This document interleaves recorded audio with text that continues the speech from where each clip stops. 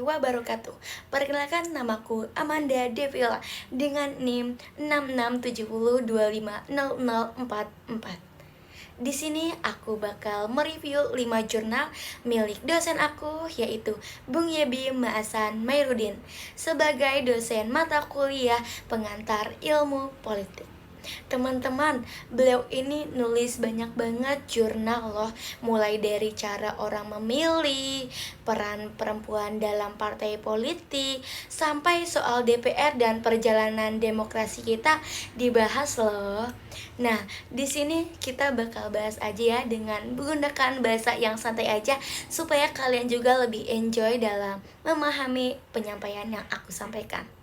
Oke, yang pertama yaitu jurnal yang berjudul Melacak Perilaku Memilih Masyarakat Yogyakarta pada Pemilu Legislatif 2014, Studi Kasus di Desa Melangi, Kecamatan Gamping, Kabupaten Sleman di Yogyakarta. Jurnal yang pertama ini menarik banget untuk kita bahas karena membahas tentang perilaku memilih masyarakat di sebuah desa di Yogyakarta, namanya Desa Melangi. Nah, desa ini lokasinya dekat banget sama pondok pesantren. Dalam jurnal ini kelihatan banget bahwasanya masyarakat di Desa Melangi ini memiliki kecenderungan pilih partai-partai Islam dikarenakan faktor lingkungan dan budaya religius di pesantren yang sangat kuat. Jadi orang-orang di sana merasa lebih cocok pilih partai-partai Islam dibandingkan partai nasionalis dan sekuler. Artinya kalau di desa yang religius, pilihan politik masyarakat ini bukan cuma soal sekedar program partai saja, tapi soal identitas dan juga faktor budaya, kedekatan budaya. Ini nunjukin nih teman-teman bahwasanya faktor agama itu masih menjadi salah satu penentu utama di Indonesia. Tapi teman-teman, tetap saja ya, penelitian ini fokusnya itu hanya pada satu desa.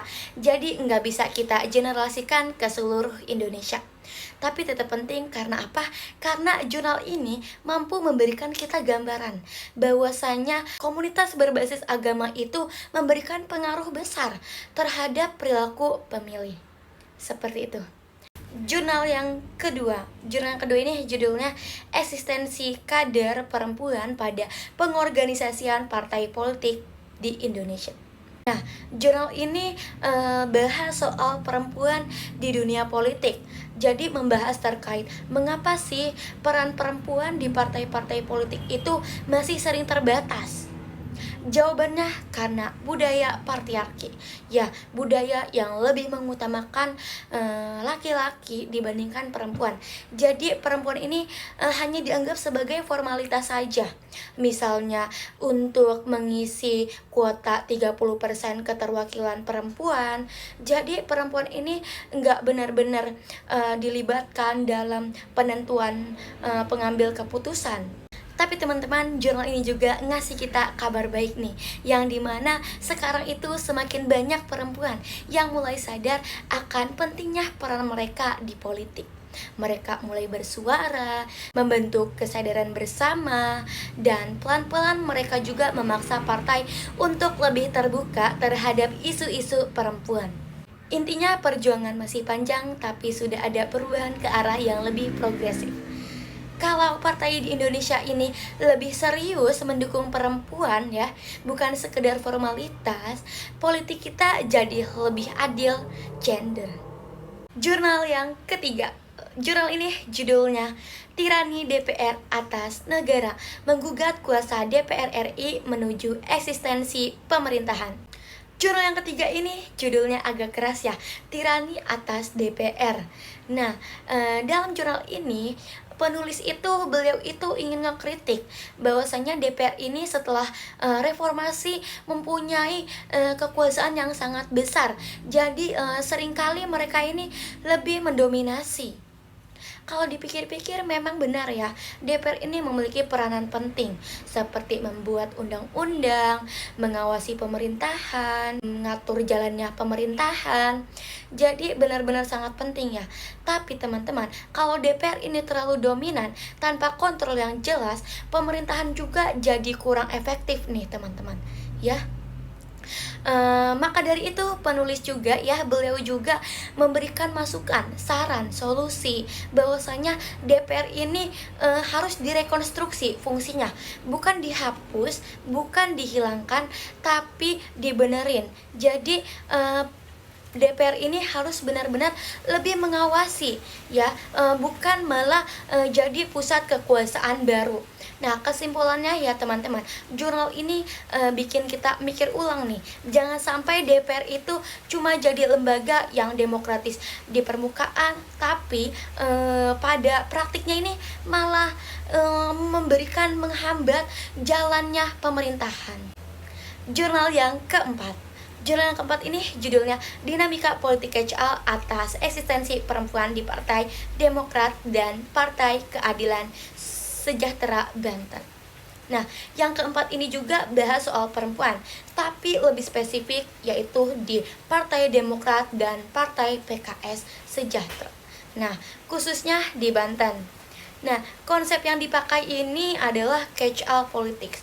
Maksudnya nih kayak partai itu berusaha merangkul semua kelompok masyarakat biar dapat dukungan, termasuk kelompok perempuan.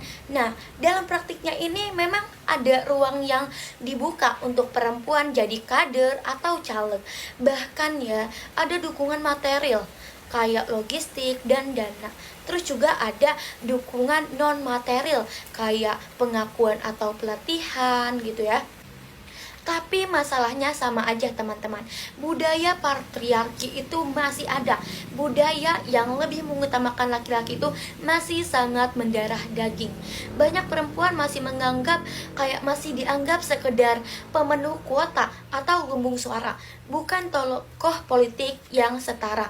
Nah, jurnal ini menarik banget nih, karena nunjukin dua sisi. Satu sisi partai politik ini mau merangkul perempuan, tapi di sisi lain, kalau nggak diikutin perubahan budaya internal, maka dukungan itu kayak jadi sekedar formalitas aja. Nah, jadi teman-teman ya, peran perempuan di politik itu penting, tapi harus lebih dari sekedar angka di atas kertas. Jadi bukan hanya sekedar formalitas. Jurnal yang kelima, judulnya Diskursus Demokrasi Indonesia Pasca Orde Baru. Nah, jurnal terakhir ini bahas soal demokrasi Indonesia setelah Orde Baru jatuh. Nah, jalan ceritanya nih ya, jadi setelah tahun 1998 masih masuk ke era baru, pemilu bebas, partai banyak, media lebih bebas. Jadi secara formal tuh ya, itu tuh semua kemajuan besar banget ya. Tapi masalahnya, masyarakat tuh masih sering ragu sama lembaga politik. Banyak yang ikut pemilu, tapi tetap aja bilang kayak, wakil rakyat nggak benar-benar kerja buat rakyat. Jadi kayak ada jarak antara dan politisi gitu loh, antara rakyat dan politisi ya. Nah, selain itu, politik identitas kayak agama atau etnis, lalu juga budaya, ini masih sering jadi faktor besar dalam pilihan politik. Bukan cuma soal sekedar program atau kualitas calonnya aja ya. Intinya tuh teman-teman ya, jurnal ini tuh kayak memberitahu bahwasanya demokrasi kita itu udah maju dibanding zaman Orde Baru. Tapi ya, belum bikin orang puas sepenuhnya. Kepercayaan ke partai dan lembaga politik ini kayak masih menjadi PR yang sangat besar banget untuk kita sebagai agency of change gitu ya. Harus benar-benar memperbaiki ini. Nah, kalau kita simpulin ya, dari 5 jurnal ini ada beberapa poin penting ya teman-teman. Yang pertama, faktor agama dan budaya ini masih kuat banget dalam menentukan pilihan politik masyarakat. Yang kedua, perempuan mulai kelihatan perannya di politik. Jadi masih sering dianggap sebagai formalitas aja. Terus yang ketiga, nah DPR ini punya kuasa besar ya, tapi perlu mekanisme kontrol biar enggak kebablasan. Yang keempat, demokrasi kita itu sudah berkembang ya, tapi kepercayaan masyarakat ke partai politik itu ya masih rendah. Jadi bisa dibilang politik di Indonesia itu lagi dalam proses panjang banget nih ya. Sudah banyak kemajuan, tapi masih banyak PR nih buat bikin politik kita ini benar-benar adil, inklusif, dan dipercaya rakyat. Oke, seperti itu kelima jurnal tersebut. Terima kasih buat yang sudah menonton. Semoga jadi wawasan tambahan untuk kalian semua terkait perpolitikan di Indonesia. Terima kasih. Wassalamualaikum warahmatullahi wabarakatuh.